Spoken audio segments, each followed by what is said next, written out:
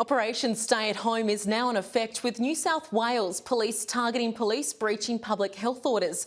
1,400 officers will be stationed across state roads and have been given some of the strongest powers ever granted to police. Joining me live now is the Minister for Police, David Elliott.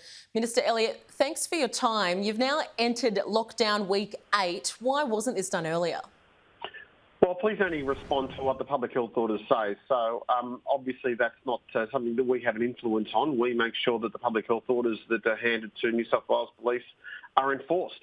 And of course, last week we made the point that there were too many loopholes, and we're very grateful that the Department of Health and the Health Minister have changed those public health orders to take away those loopholes and to ensure that compliance will be a lot easier for police to go ahead with.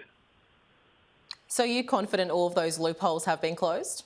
Well, I see old saying, you don't know what you don't know, but the loopholes that were seeing police frustrated have been closed, and anything that's going to reduce the number of people that moving about the state is obviously going to be a good thing. How long have you been pushing the Premier to go harder on restrictions? Well, that's not my job. That's a decision that comes from the health experts. What the police want to make sure is that when we're handed those public health orders, that compliance is assured. Our obligation to the government, particularly to the Department of Health during a pandemic, is that when they hand us over regulations and restrictions and public health orders, that they're complied with. And in the past past 7 weeks, it's been difficult to see compliance, and we saw that on the beaches of Bondi. We've seen that with people travelling into regional areas unnecessarily, and thankfully these changes that will be rolled out today will hopefully see that restricted even further. But clearly there's been grievances from police with regards to their ability to enforce the rules. How long have you been airing those frustrations with the Premier? Oh, we just made sure that everybody knew that. The mere fact that we've been handing out hundreds and hundreds of infringement notices is proof positive that people haven't been listening to the message, or they've been choosing to ignore the message, and that's been from day one. But when police saw that the numbers were rising, and we saw that the number of people that were actually ignoring the health orders was continuing, well then obviously you didn't have to be a rocket scientist to work out that there was a correlation between those two, and which is why last week the Commissioner and I went to Crisis Cabinet and asked for these changes. Minister, just on that, why is the Premier's media director in Crisis Cabinet but not you? Oh, listen, it's a health-led operation. A whole lot of ministers just have to take the advice of the Department of Health and implement them and how they affect their portfolios. But should you be in there? Well, it's just a subcommittee. You can't have everybody in a subcommittee. So my role is simply to give the police the legislative air cover that they need to ensure that they can do their job. The advice from health and the advice from the health minister is something that is certainly separate to the law enforcement role.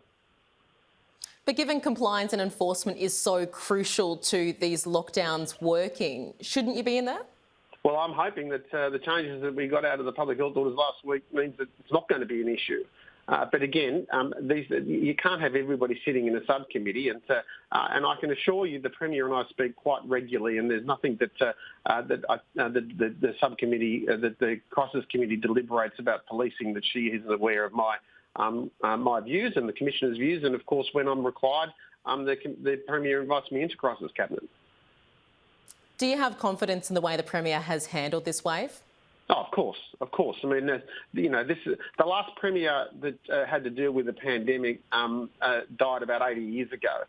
So there's no rule book for this, and I think she's shown not only strength of character in being able to just front up every single day, but I think what we've seen out of Gladys Berejiklian is an agile approach to government, and that she's prepared to make changes swiftly. If necessary, she's prepared to listen to all considerations, and I think that's one of the reasons why we've been able to limit the number of fatalities.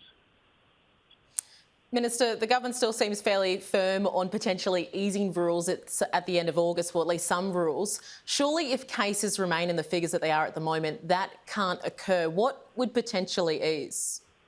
Well, again, I'm just a debut soldier and responsible for the police force. I'm not a clinician. I'm certainly not a medical practitioner. So I'll listen to what Kerry Chant says about this. And if she says that we can restrict, that we can ease the restrictions, well, then I'll be quite happy to see the police force, back off and stop forcing compliance in areas that they don't particularly, it's not necessary for them to do.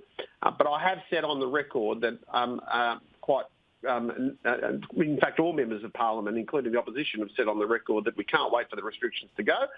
And we've also encouraged people to take the vaccines because at some stage these numbers will go down and the numbers of the percentage of the population that's vaccinated will go up. And when those two lines meet, we can start seeing an easing of restrictions. Just lastly, speaking to our reporters in Sydney, a lot of the feedback that they're getting is that there's so much confusion around the rules, the way they've been changed, the way they're being enforced in different areas. Do you accept that some of these compliance issues come down to the communication rather than people just blatantly ignoring all of the rules? Yes. Yeah, there's no doubt David about Elliott, that. Right? thanks. Yeah, there's no doubt about that. I mean, it is complicated, and that's why I give credit, Laura, to the police force because we have people coming off the shift and then 24 hours coming back on shift, and the laws have completely changed, and the police have to understand that. So, you're quite right in highlighting that point. It's and it is one of the great frustrations of government, and it is also one of the great difficulties of law enforcement in the current climate. Minister, thanks very much for your time. Okay, thank you.